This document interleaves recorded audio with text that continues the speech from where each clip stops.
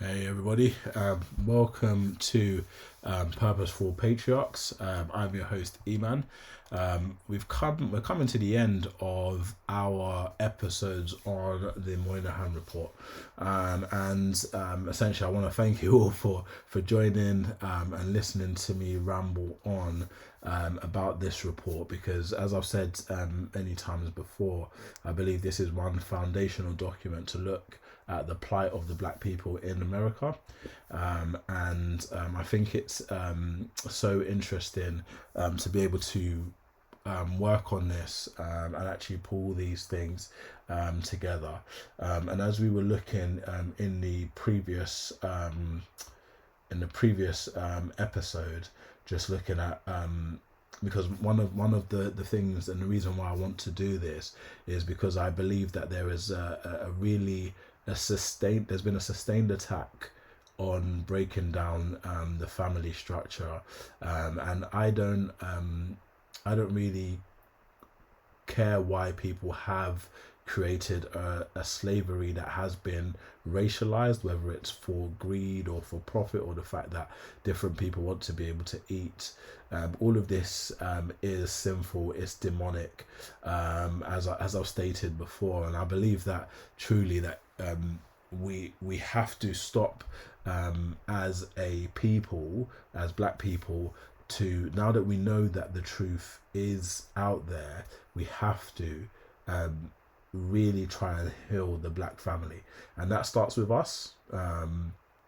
And I will be talking about solutions later on in other episodes about what you can do about building your own family, about practicing marriage, building your own family, educating your own children, and essentially making sure that we can be stronger, we can be better, even though we live in a world that doesn't want black people to prosper. And yeah, and the fact that they want to take our dignity, our humanity, and our self-respect away from us. And I really truly believe that we should, this is not to cause division, but it's about truth. And ultimately, it's truth that will change this situation. Truth, and looking into what God has ultimately wanted for people, and there are people in the world who are actively trying to subvert that, and they will deal with those consequences. And it's down to us to liberate them by the truth of these reports, but also the truth that's in the Bible, where no matter the race, ethnicity, tribe, people, or tongue, we're all called to repent of our sins, whether that's the sin of racism, whether that's the sin of fornication and not family building, not family structure, all that sort of stuff. We still have to do things God's way, and ultimately, this is why this report is so enlightening from my perspective. And we've seen from the previous episode that all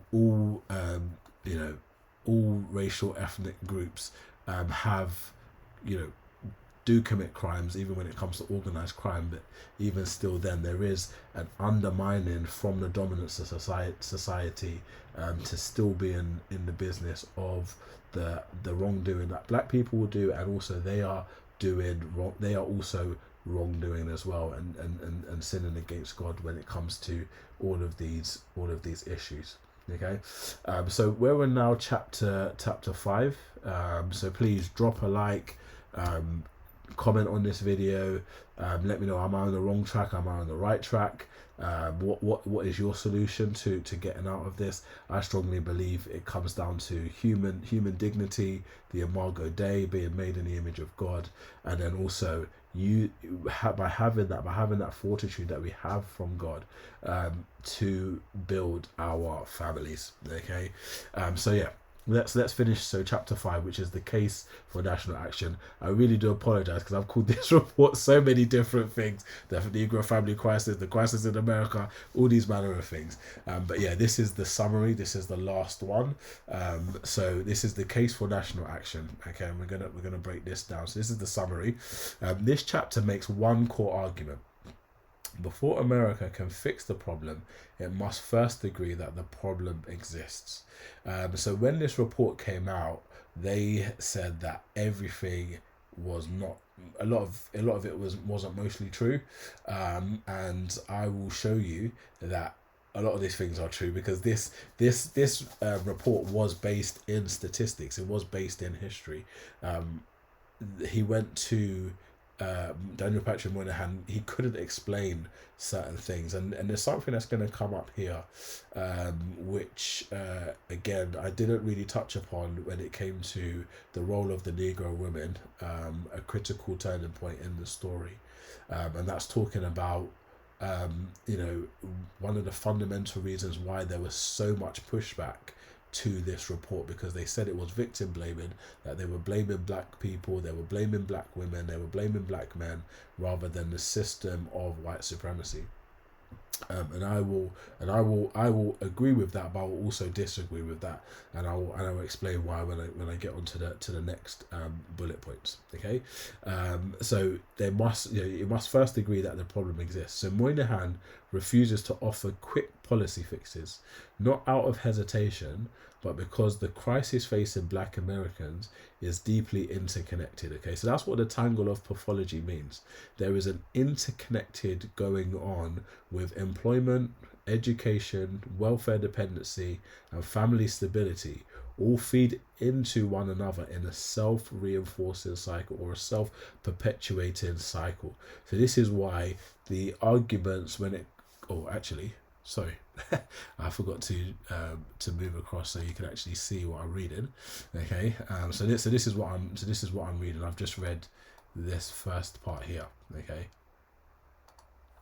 so yeah, this comes into a self. So all of these things are also interconnected. Okay, and I've said this before about marginalization. So even after the slavery and the racism, even after Jim Crow and segregation, there were still issues that were perpetuated by the dominant society when it came to employment, education, welfare dependency, and family stability, and they all feed into a self-reinforcing cycle. Okay, so for years, black male unemployment and welfare dependency rose and fell together almost perfectly. But by the early 1960s, something alarming happened. Even as unemployment declined, welfare dependency continued to rise. Okay, and this signaled that the problem was no longer just economic. It was becoming structural and self-perpetuating.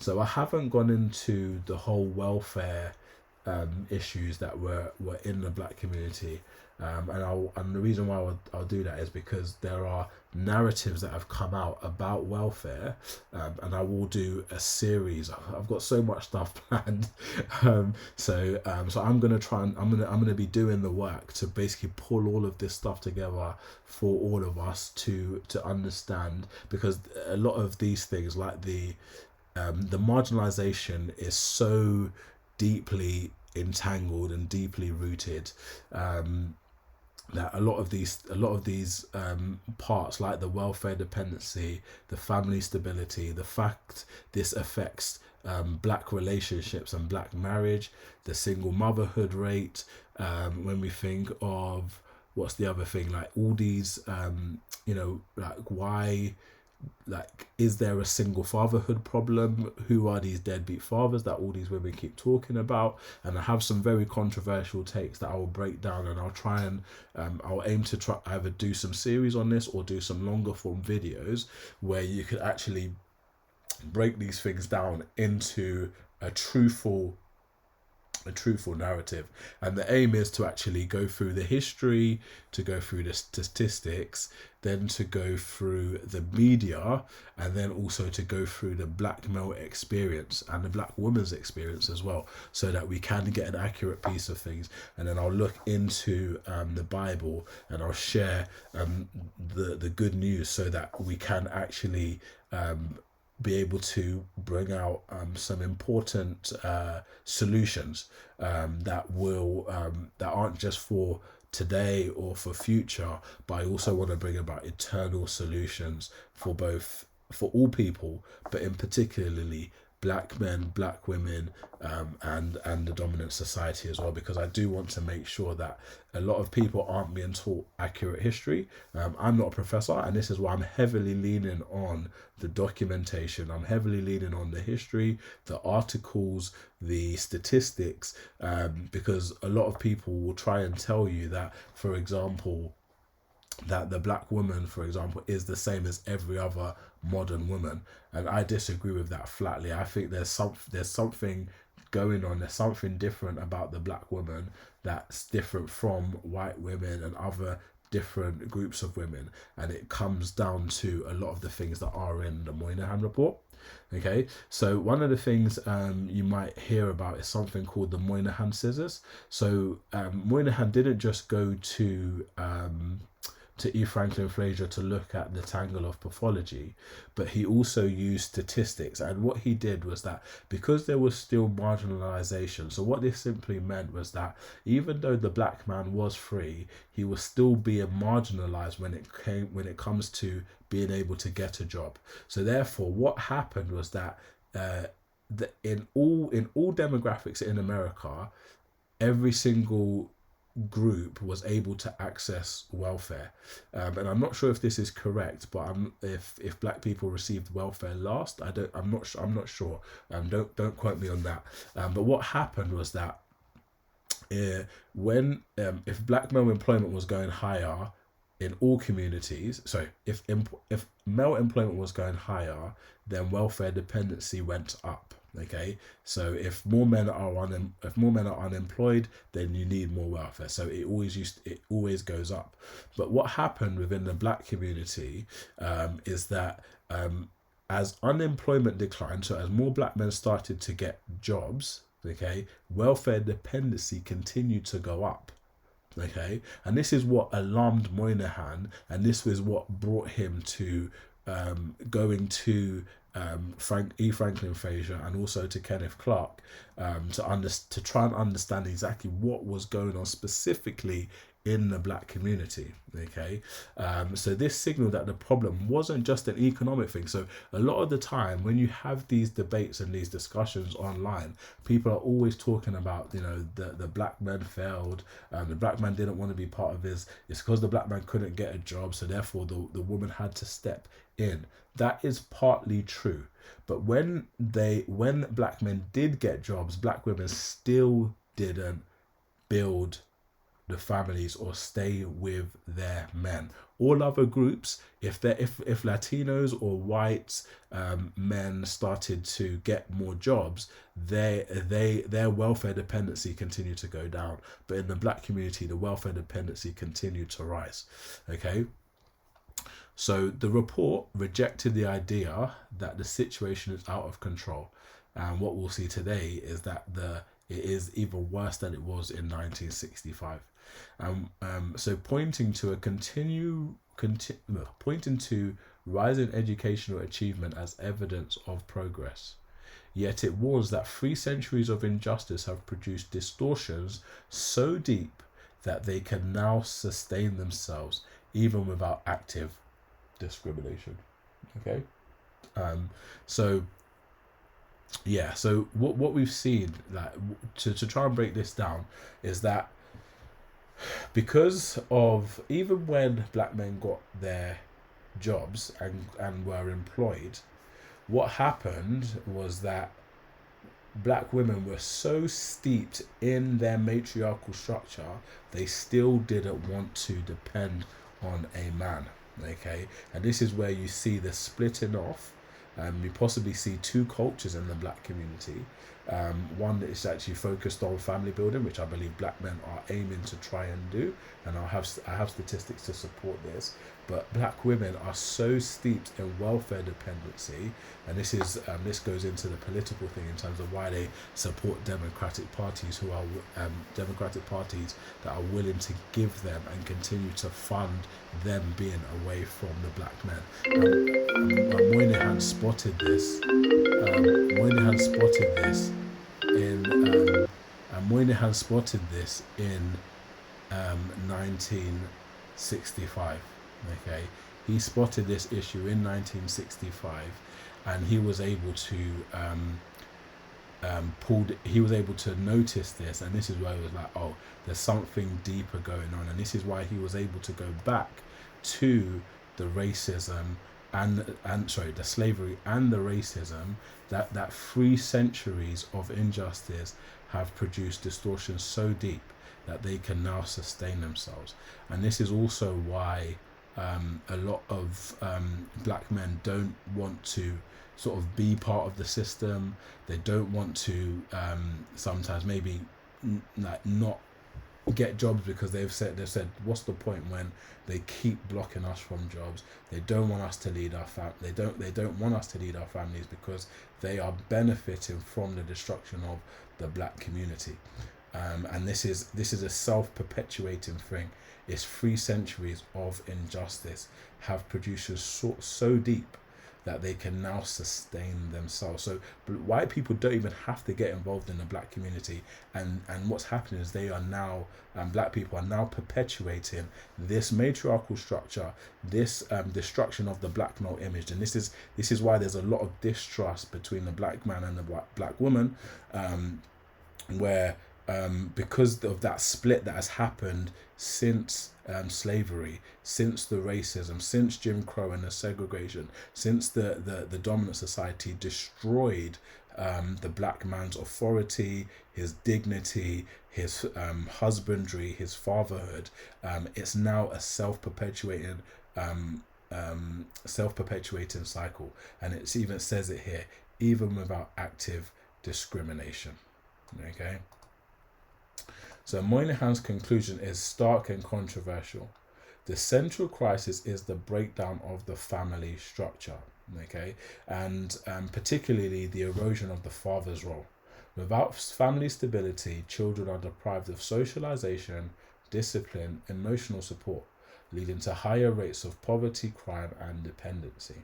Okay, so what essentially Moynihan was saying is that the central issue is the breakdown of the family structure. And what he said is that this is not their fault, because the dominant society, the white supremacists, they're the ones who have done this to them. Okay, but what I think we've started to see over the past 60 years is that because it happened for so long, they weren't able to sort of get themselves out of that situation, and they needed a coordinated effort.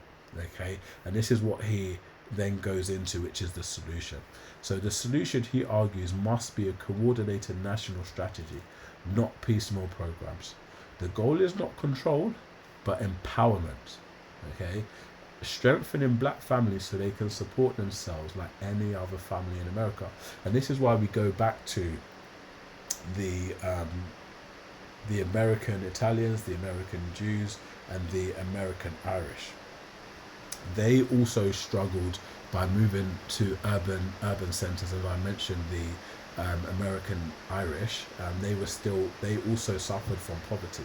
But one of the things that they did is and shout out to Crimson Cure who put this together. She actually said the first thing they did is they didn't allow Irish to be seen as Irish. They made them American Irish. Okay, that American Irish, and then they also gave them finances to start their own businesses. Okay, and they simply did not do that for black Americans.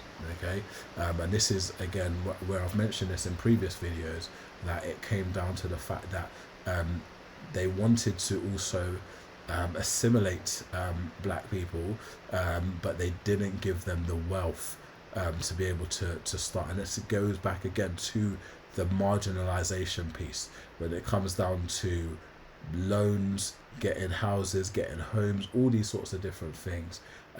They really struggled. Well, they struggled because they also didn't receive the finances to support themselves like any other family in America.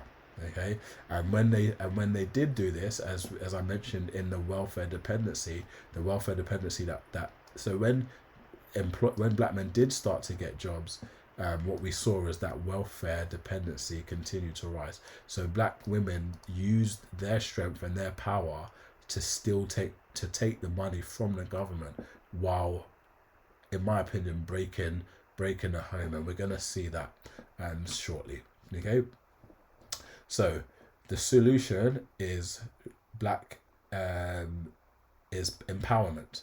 So strengthening black families so they can support themselves like any other family in America.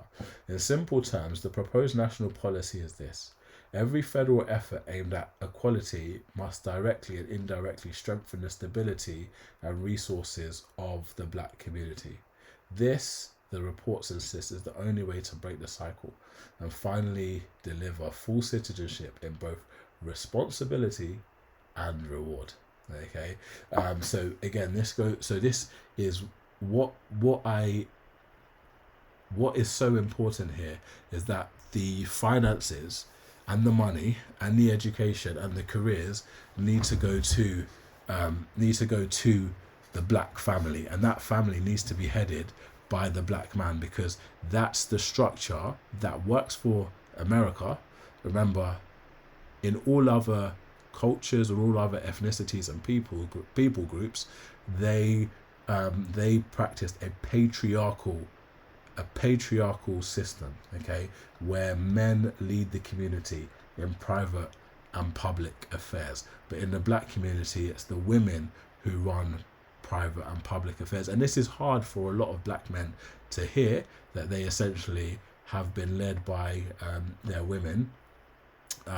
But again, this is true, because the literature backs this up, this report backs this up, the statistics, the welfare, all of that stuff backs it up. And when we think about how the money circulates in the black community and why 67% of the wealth in the black community is spent by the black woman, you'll realize that there is something sinister that's going on, and it benefits all other groups in America to keep the black family in a position of weakness. Okay, and this is why I'm again so big on making sure that I do everything I can to talk about this stuff, because it's so important to be able to build, to get married, to build your family, and that doesn't necessarily mean you have to, get married to, well, it's important to try to get married to the right person, and there are many ways to do that. So yeah, it's important that this does happen. So yeah, and one of the things I am always interested in, and you see it all the time with the way that black women talk about black men, they do not want a patriarchal structure in the black community, and it's so deeply entrenched. But what you will see with the rhetoric that a lot of black women do talk about is they do want black men to have the patriarchal responsibility, but they don't want them to have the reward, which means they lead, they make decisions, they ultimately are respected, they're admired, they're held in great esteem, which is what the white community does. This is what the Jewish community does. This is what the Irish community does. It's what the Italian community does. It's what the Chinese community does. It's what the Russian community does. Their men are held in great esteem, and you simply don't see that with the black women in the black community. But again, this is a structure that has perpetuated itself from slavery. Okay, and this is what we have to understand. It has happened from slavery, and they need to get themselves out of it. And this is why it's important to give them this truth, because ultimately you cannot build with women who do not want to use this truth to show that they want men who lead, because you can talk a good game, but will you walk a good game? Okay, and too many of these black women want to lead they still want to lead the community, and that cannot run if the black community is going to get themselves out of this terrible situation. And this is why, as black men, we need to lead the community. And I'm not gonna come here and tell you that you should build with women that do not want to submit to you, do not want to be under your leadership. Absolutely not. It just simply can't run, because no other group of people. And now that we know this, we should be doing every effort we can to check whether the women we're building with do want this structure, because it's the one structure, as the Moynihan reports. You lead in private and public affair, and you receive the responsibility of the community and the reward. And when black men do have that responsibility, they are also rewarded for it. Okay, and you can't you as a man, it's impossible for you to have the responsibility and not the reward, because again, responsibility without the reward is simply slavery. If you're responsible for building a black community but you're not rewarded for it, it can't work, because it's too much work for no reward. And all other communities will never allow that to run. You don't see that with Chinese men, you don't see that with Indian men, you don't see that with Iraqi men, you don't see that with Mexican men. And the same goes for what we go through here in the UK. It's our responsibility to own the community and also to receive the rewards, because ultimately the backbone of the family should always be the men. Everybody knows this. It's time for black men to rise to that occasion, but you want to build with women who do believe in a patriarchal structure, who do believe in your dignity, your humanity, your respect, your honor, your admiration, and they want to honor you for being a husband, for being a father, because at the end of the day, it's you that's going to be sacrificing your life for the betterment of your family, and your wife is to support you in doing that, and that's where you get the balance. And one of the ways I've heard it said is that in marriage, in family life, is that the best thing is that the father is the law in the home, and the mother is the love of the home, and that's what all other groups of people practice, and we have to start doing that. And when we do that, by the power of God, as I've said to you before, this is what the Bible talks about in terms of a husband loving his wife, leading his wife, the same way that Christ sacrifices and loves the church, which is his bride. The same way a husband should love his woman, love his spouse, his wife. He will lay down his life for her. He will love and lead her. He is the ultimate authority in the home, and you want your wife to. You need your wife to submit to you, and then also she therefore also wants to be under your leadership, be under your guidance, your protection, your provision, and as you do that, it provides a perfect balance for future generations. When they see that in the home, they will realize how much that is so important for their structure, for their health, for their emotional well-being and support, and it ultimately will keep the majority of them out of poverty, out of crime, and also out of dependency as well. So I will leave it there for now.